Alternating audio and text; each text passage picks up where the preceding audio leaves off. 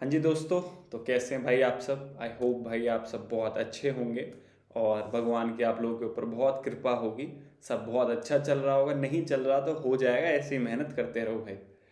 तो यार अब हम अपना इस सीरीज़ का नेक्स्ट नेक्स्ट सेशन ले आए हैं और इस सीरीज़ के बारे में दोबारा बता देता हूँ, जैसे हर वीडियो में बताता ही हूँ कि यार ये सीरीज़ में हम डेली आपके न्यूज़पेपर्स में जो भी डिफेंस एग्ज़ाम से रिलेटेड इंपॉर्टेंट करंट अफेयर्स आता है वो डिस्कस करते हैं। करंट अफेयर्स के साथ साथ भाई हम स्टैटिक भी डिस्कस करते हैं उससे रिलेटेड। अब डिफेंस एग्जाम्स में करंट अफेयर्स बहुत इंपॉर्टेंट हो जाते हैं। सारे ही एग्जाम्स जैसे आपके C D S, N D F cat, C A P F, आपका कोस्ट गार्ड, इन सब में डिफेंस एग्जाम्स में करंट अफेयर्स बहुत प्रिडिक्टेबल आते हैं। ऐसा नहीं कुछ भी पूछ लेता है। तो आपकी ड्यूटी बनती है उनको करना, क्योंकि मीडियम टू इजी लेवल के आते हैं और उन्हें नहीं कर पाओगे तो कंपटीशन से वैसे ही बहुत पीछे रह जाओगे। तो यही सब इस सीरीज़ में हम कर रहे हैं, अच्छे क्वालिटी करंट अफेयर्स, साथ साथ उनका स्टैटिक कनेक्शन भी। तो देखते हैं आज के न्यूज़पेपर में क्या है आपके लिए। यस सर, स्टार्ट करिए। ठीक है, तो देखते हैं पहली न्यूज़ क्या है। Centuries old fool Walon ki Sair will not be held this year as DDA denies permission. अब एक फेस्टिवल है जो काफ़ी पहले से चला आ रहा है आपका मुगल एरा से, वो इस बार कुछ चल रहा है यार, डीडीए वगैरह ने उसको मना कर दिया है कि ये नहीं होगा। तो देखते हैं इस फेस्टिवल के बारे में। देखो, आर्ट एंड कल्चर का रोल आपके डिफेंस एग्जाम में थोड़ा बढ़ता जा रहा है कुछ टाइम से। यूपीएससी से related exam, C D S, N D A, F cat, sorry C A P F, इनके अंदर भी देख रहे हैं हम, क्योंकि यूपीएससी क्या है, चेंज करता रहता है पैटर्न, साइकिल चलाता रहता है। तो इस बार थोड़ा सा कल्चर के ऊपर इफेक्ट है।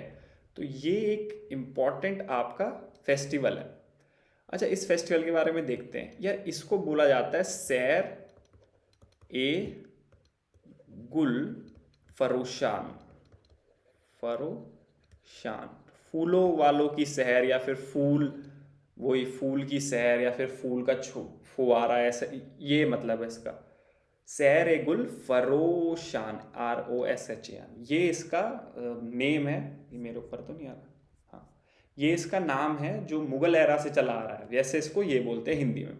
अब ये खास फेस्टिवल है क्या, इसका थोड़ा बैकग्राउंड ये है कि ये मुगल टाइम का फेस्टिवल है।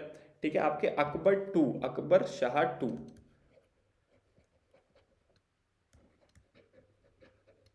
के टाइम से फेस्टिवल है। अब अकबर शाह टू का पीरियड कौन सा था, ये भी हम हिस्ट्री के पॉइंट ऑफ व्यू से पता हो तो बहुत अच्छी बात है, क्योंकि मुगल एम्परर हैं, है ना, मुगल हैं। तो इनके टाइम से फेस्टिवल चला रहा है 1806 से लेके 37 तक, 1837 तक ये इनका टाइम था जब ये एम्परर थे। तो इनके ना बेटे को एग्जाइल में भेज दिया था इलाहाबाद, मतलब ब्रिटिश पावरफुल हो गए थे उस टाइम काफ़ी ज़्यादा, और इनके बेटे को एक तरह से एग्जाइल मतलब कैद में भेज दिया था इलाहाबाद।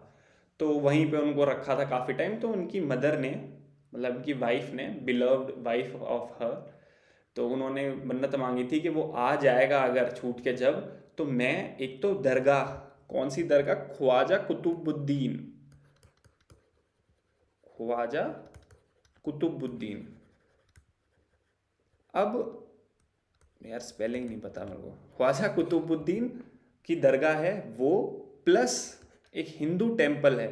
हिंदू टेम्पल है आपका माता का, यहाँ मेरे ऊपर तो नहीं आ जाएगा ये, ठीक है, आम बाग में है। योग मारा, क्या नाम है उस टेम्पल का, योग माया टेम्पल, हाँ योग, यार यहाँ मेरे ऊपर आ जाएगा। मेरे ऊपर नहीं आनी चाहिए भाई कोई चीज़, मेरे ऊपर नहीं आनी चाहिए, सर के ऊपर ही आ गई तो फिर क्या फ़ायदा है।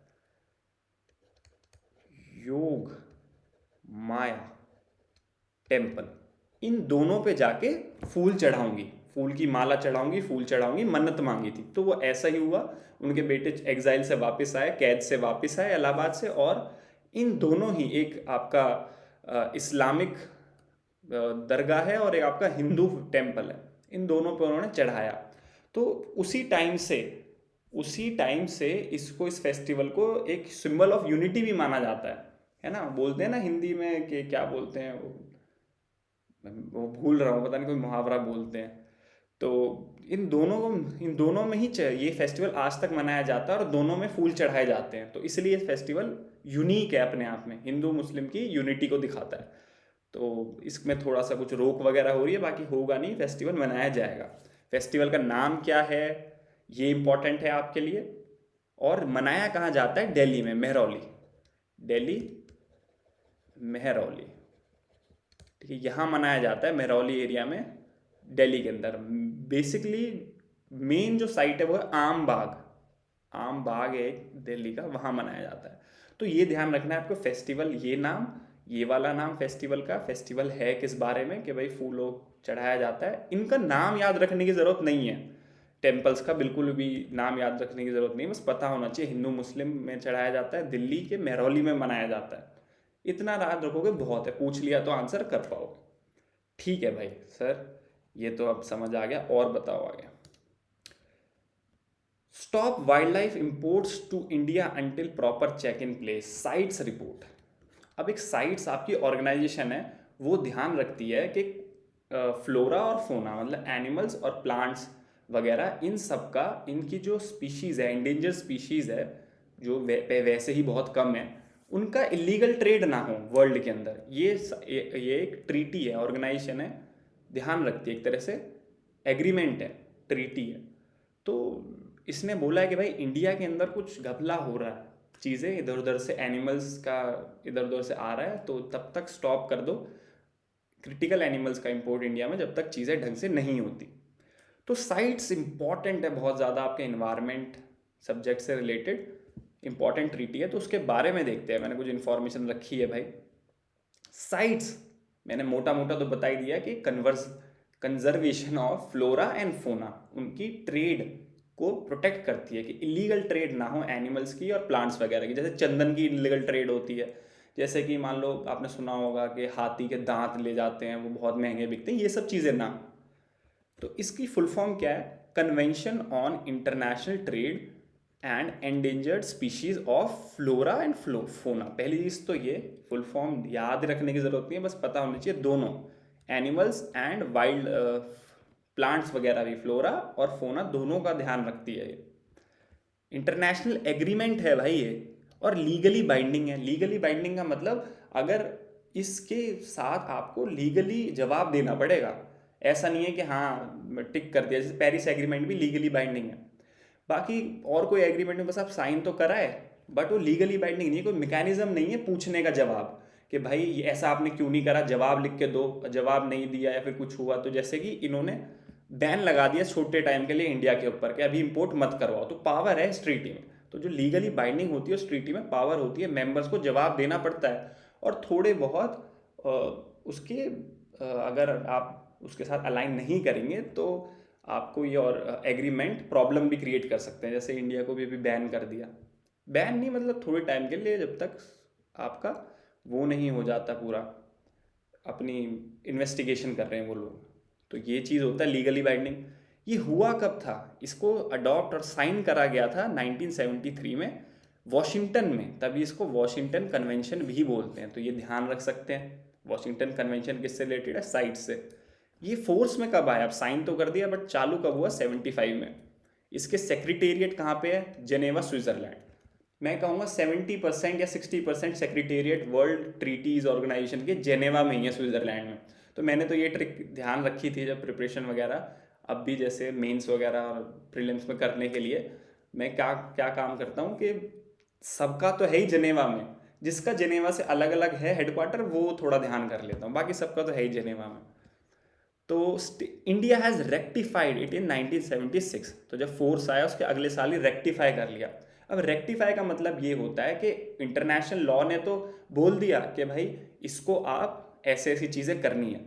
इंडिया के अंदर जब हम अपने पार्लियामेंट में भी उससे रिलेटेड लॉ पास कर दें, हम लोग भी कह दें हाँ भाई हम थप्पा लगा रहे हैं, ये चीज़ हम भी अब फॉलो करेंगे, उसको बोलते हैं रेक्टिफाई करना। तो इंडिया ने भी इसके रिलेटेड लॉ पास करे हुए हैं कि इलीगल ट्रेड वगैरह नहीं। हाईएस्ट बॉडी है इसकी corp, COP, conference of parties, जो कुछ टाइम में मिलती रहती है। तो ये इंपॉर्टेंट चीज़ें हैं, ध्यान रखना ज़रूरी है। तो नेक्स्ट देखते हैं भाई। और देखो इसने ना, मैं बताता हूँ, प्रोटेक्शन के लिए काम कर रखा है। तो जो जो एनिमल्स एंड प्लांट स्पीशीज़ हैं उन सबको 3 अपेंडिक्स में, 3 कैटेगरी में डिवाइड कर रखा है। एक तो जो बहुत ही एंडेंजर्ड है, बहुत सबसे ज़्यादा खतरे में, सेकंड वाली उससे कम खतरे में और थर्ड वाली बहुत नॉर्मल प्रोटेक्शन चाहिए जिसको। तो 3 कैटेगरी हैं ये। अपेंडिक्स 1 में थ्रेटेंड विद एक्सटेंशन, मतलब गायब होने वाली है वो स्पीशीज रहेंगी। 2 में मे बी थ्रेटेंड, जो शायद थ्रेटेंड हो सकती हैं आगे जाके, कम नंबर है। थर्ड में ज़्यादा प्रोटेक्शन नहीं चाहिए, लोकली प्रोटेक्ट कर लोगे बहुत है। तो फर्स्ट में ये लोग बहुत स्ट्रिक्ट रेस्ट्रिक्शंस रखते हैं इंपोर्ट एक्सपोर्ट पे। सेकंड में कंट्रोल करते हैं, देखो फर्स्ट में प्रोहिबिट करते हैं, कमर्शियल के लिए तो बिल्कुल नहीं भेजते, सिर्फ कब के लिए अलाउड है कि साइंटिफिक एक्सपेरिमेंट करना हो, कोई कंट्री इसको बढ़ावा देना चाहती है, स्पीशीज को बचाना चाहती है, तब थोड़ा बहुत इंपोर्ट एक्सपोर्ट अलाउड है, वरना बिल्कुल प्रोहिबिटेड है। सेकंड में कंट्रोल्ड है, मना नहीं है बट कंट्रोल्ड है, बहुत चेक्स एंड बैलेंस रखे हुए हैं कहाँ से आ रहा है कहाँ जा रहा है। थर्ड में बस मॉनिटर करते हैं। तो देखो 3 वर्ड है, तीनों में बहुत सिमिलर है बट डिफरेंट है, प्रोहिबिट, कंट्रोल और मॉनिटर। देखो एग्जाम्पल भी है कि भाई बहुत एक्सटेंडेड एक्सटिंक्शन के नियर कौन से हैं, टाइगर, ग्रेट एप्स, राइनोज, ये सब है ना इंपॉर्टेंट स्पीशीज हैं और एंडेंजर्ड भी हैं, बहुत कम बची हैं। फिर सेकंड में देखो ये सब है, थर्ड में ये सब। तो ये चीज़ें भाई आप ध्यान रखोगे तो बहुत अच्छी एडिशन ऑफ नॉलेज होगी आपके बेस पे। ठीक है भाई। अब यार सिर्फ पढ़ के मत जाओ भाई, रिवाइज भी करो। आप क्या सोच रहे हो देख के आपको कुछ ध्यान आ जाएगा? नहीं, रिवाइज करो। मैं ये नहीं कह रहा इसके आप नोट्स बनाओ, बिल्कुल नहीं, फिर क्या फ़ायदा है इसका। नोट्स मत बनाओ, डेली पढ़ो और रिवाइज करो, पढ़ो रिवाइज करो, ताकि जब आप अपने सिलेबस को करोगे तो भी ये चीज़ ऑलरेडी आपके दिमाग में कहीं ना कहीं अच्छी तरह बैठी होगी।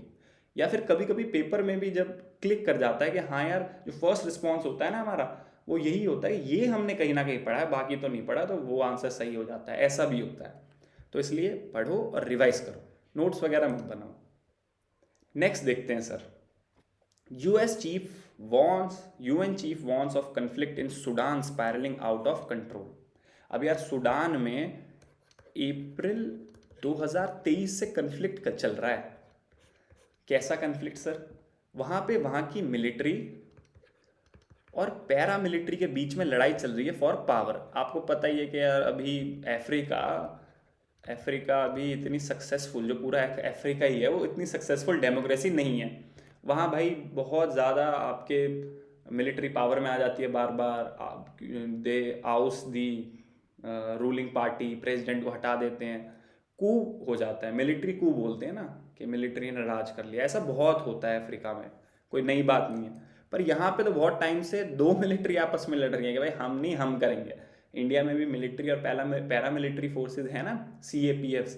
तो इंडिया में तो ऐसा कभी नहीं हो सकता, हमारी डेमोक्रेसी और फोर्सेस बहुत ही ज़्यादा ऑर्गेनाइज हैं, स्ट्रॉन्ग हैं, एथिकल हैं। बट मैं एग्जांपल दे रहा हूँ कि जैसे ऐसे ही वहाँ पे भी लड़ रहे हैं भाई, एक से मन नहीं भरा, 2 फोर्सेज आगे के हम पावर में रहेंगे, वाह। तो सूडान में ये चल रहा है। अब यहाँ से क्वेश्चन बन सकता है, बिल्कुल इंटरनेशनल कन्फ्लिक्ट्स के आसपास तो बनता ही है, पहले भी इसके बारे में बात कर चुके हैं सूडान के इसी सीरीज में, दोबारा करेंगे। यही तो हम करते हैं सीरीज में, बार बार एक चीज़ जो न्यूज़पेपर में आ रही है उसको बार बार हम भी देखेंगे, आपके दिमाग में बार बार बैठे। तो सूडान में ये जगहें बिल्कुल ध्यान होनी चाहिए कि पूछ ले ये जगह कहाँ पर है।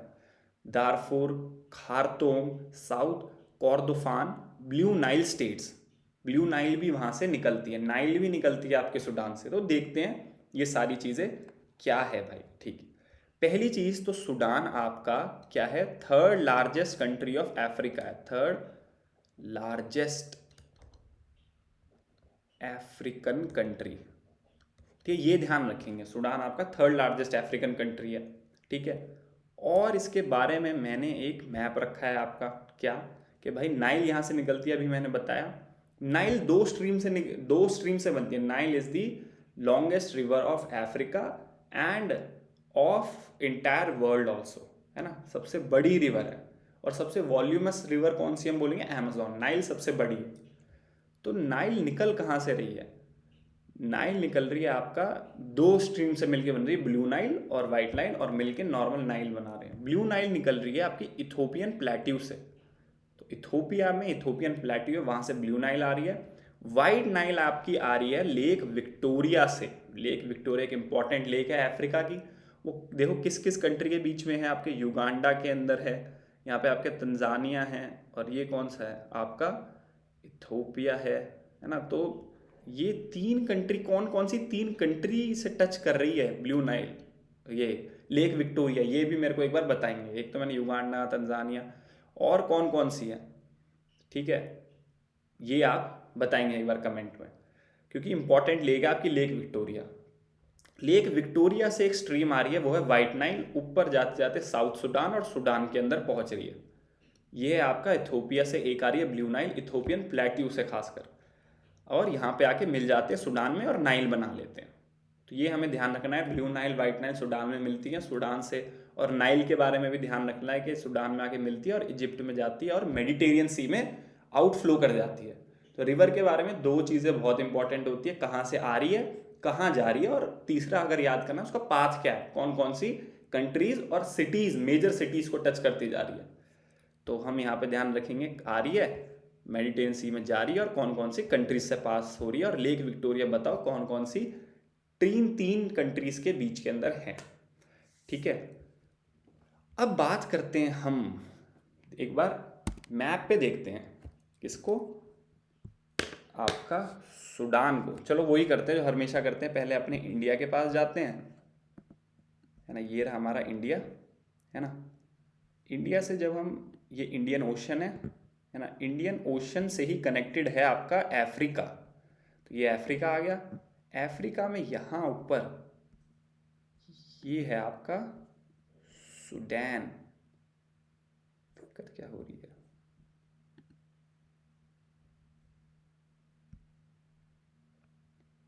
नेट नहीं चल रहा क्या भाई?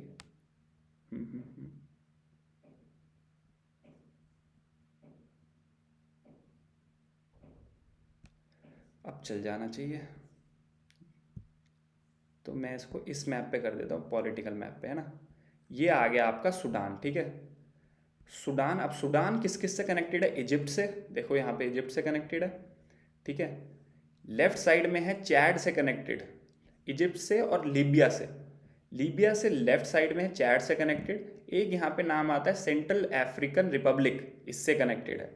और नीचे साउथ में साउथ सूडान, ईस्ट में है इथोपिया, और यहाँ पे एरिट्रिया, यहाँ पे है एरिट्रिया ईस्ट में। तो दोबारा देखेंगे, इजिप्ट नॉर्थ में, नॉर्थ वेस्ट में लीबिया, ईस्ट के अंदर चैड, साउथ वेस्ट के अंदर सेंट्रल अफ्रीकन रिपब्लिक, साउथ में सूडान, साउथ ईस्ट में इथोपिया, और यहाँ ईस्ट में एरिट्रिया। ये है सूडान की कंट्रीज। अब आपका कुछ कंट्रीज मिलके हॉर्न ऑफ अफ्रीका बनाती हैं, वो भी इंपॉर्टेंट हो जाता है। तो हॉर्न और अफ्रीका कौन मिलके बना रहा है आपका? एरिट्रिया, डिजिबाउटी, सोमालिया, ठीक है, ये तीनों मिलके, और इथोपिया, इथोपिया उसके ऊपर आपका इरिट्रिया, डिजिबाउटी, सोमालिया, ये हॉर्न ऑफ अफ्रीका कहलाते हैं, ठीक है। तो ये थी आपका दोस्तों कुछ चीज़ें। अब यार पढ़िए, डेली रिवाइज करो भाई, और बात करना है बात करते रहो, हम कमेंट्स में करो या फिर कमेंट्स में चीज़ें बताओ, और भाई खुद की हेल्प हो रही है दूसरों की भी करवाओ यार, क्योंकि काफ़ी क्वालिटी सेशन है ना। रिवाइज करते रहो, बाकी कुछ करना है मत करो, मुझे कोई मतलब नहीं, ठीक है। नेक्स्ट सेशन में मिलते हैं कल।